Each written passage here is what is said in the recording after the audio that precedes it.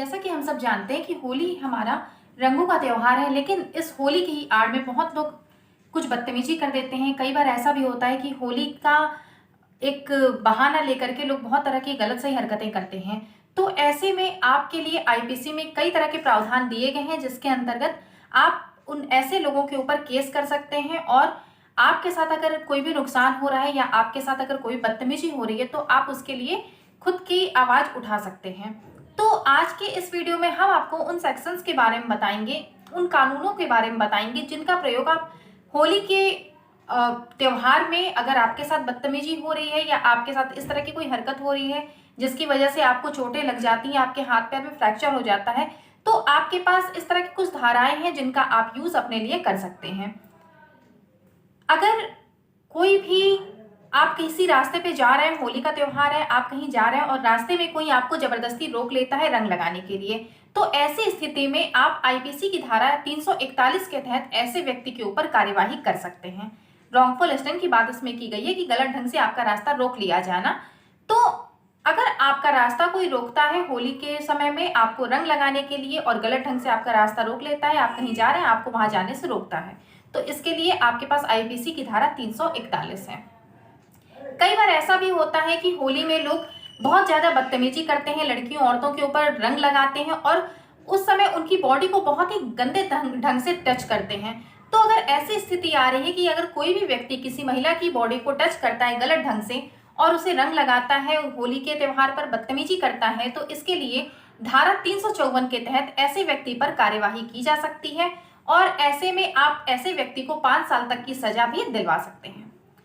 इसके बाद फिर एक है कि कई बार ऐसा होता है कि हम देखते हैं कि होली के त्योहार में लोग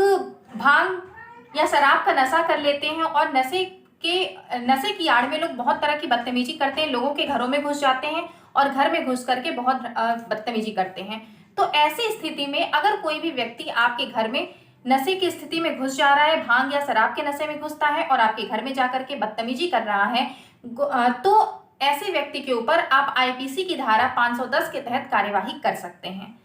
और ये जो आईपीसी की धारा है 510, सबसे कम सजा का प्रावधान इसी धारा में बताया गया है। इसमें जो सजा बताई गई है वो 1 दिन की सजा बताई गई है। इसके बाद फिर एक और स्थिति होती है कि कभी आप होली का त्योहार है और आप किसी रास्ते पर जा रहे हैं, वहां पर लोग गलत ढंग से होली खेल रहे हैं, बहुत ही उपेक्षापूर्ण तरीके से खेल रहे हैं, नेग्लिजेंस बरत रहे हैं होली खेलते समय, और उनके द्वारा जो फेंका गया रंग है वो आपकी आंख में चला जाता है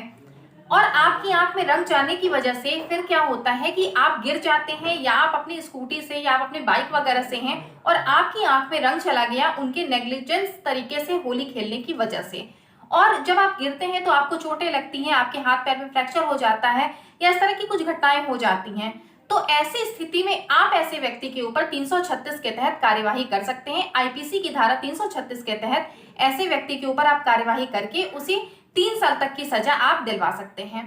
होली रंगों का त्योहार है, लेकिन इसके साथ साथ ये भी जरूरी होता है कि हम कुछ बातों का ध्यान रख कर ही होली खेलें। अगर कोई होली नहीं खेलना चाहता, अगर कोई रंग नहीं खेलना चाहता, तो उसे आप जबरदस्ती रंग ना लगाएं। आप उन लोगों के साथ ही खेलिए जो आपके साथ खेलना चाहते हैं और होली में किसी भी तरह की बदतमीजी करने से आप जरूर बचिए। होली अगर रंगों का त्योहार है, उल्लास का त्योहार, उसके साथ ही साथ ये भी जरूरी होता है कि हम कुछ बातों का भी ध्यान रखें। तो इन सब बातों का ध्यान रखते हुए आप होली खेलिए। आपको होली का त्योहार बहुत बहुत मुबारक हो। आप सबको मेरी तरफ से हैप्पी होली।